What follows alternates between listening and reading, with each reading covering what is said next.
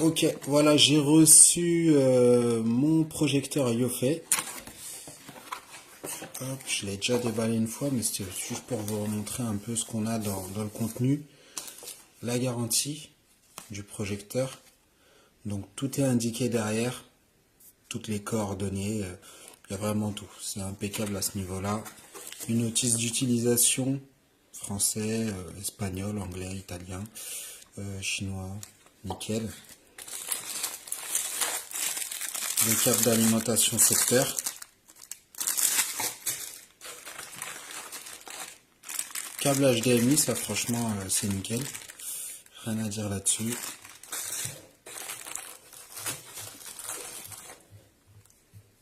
Un câble auxiliaire qui va avec.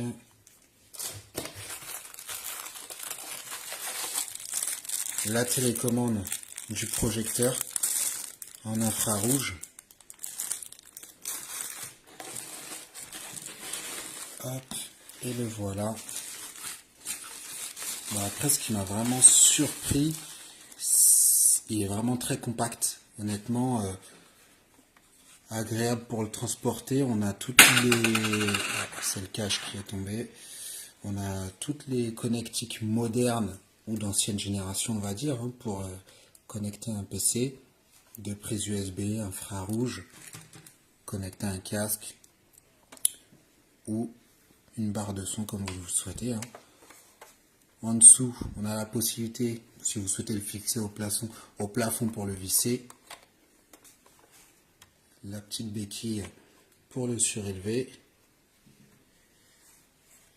Et là, bon bah voilà, un réglage de la lentille pour le focus, ou sinon pour l'inclinaison, pour régler un petit peu l'inclinaison de la vidéo. Et sur, voilà, sur le dos de l'appareil, on va dire, on a voilà, toutes les fonctionnalités qu'on peut retrouver sur la télécommande pour l'allumer. Sélectionner Enter, retour, ou encore pour entrer dans le menu.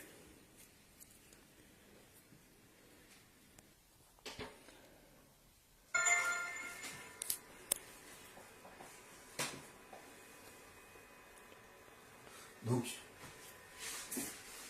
ce qui va être intéressant, voilà, c'est le réglage principalement du focus, de l'inclinaison de la vidéo. Ensuite, avec la télécommande, on peut accéder aux différentes sources du projecteur. Là, il est revenu en arrière. Hop. Qu'est-ce qu'on a? Voilà, comme je disais, on a les différentes sources, hein, HDMI, auxiliaire. Moi, c'est l'USB 1 que je vais sélectionner. Ensuite, dans les films, on va mettre celui-ci par exemple. On peut en fait, voilà, cocher plusieurs sortes. Hop, on va balancer par exemple Fast and Furious.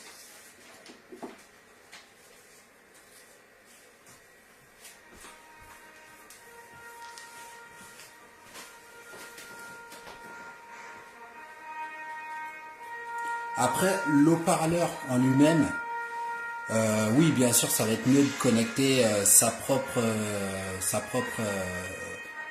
barre de son, ou sinon home cinéma si possible. Mais l'avantage en fait avec ce projecteur, ce qui va être complètement intéressant, c'est la possibilité en fait d'avoir carrément chez soi un mini cinéma, hein, franchement. Là, tout à l'heure, j'ai calculé, on a à peu près une taille une diagonale de plus d'1,52 m. Donc, ça reste quand même ultra intéressant.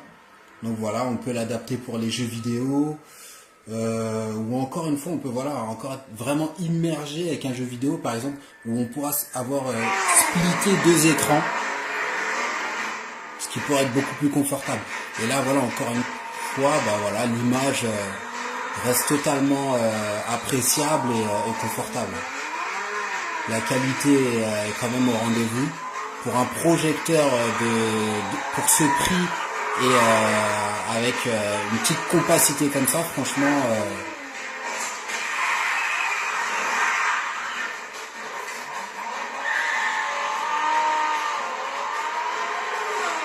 ouais, je vous laisse un petit peu voir les images, mais honnêtement, c'est largement suffisant.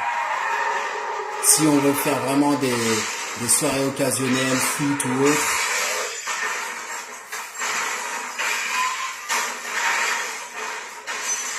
ok, c'est tout pour moi.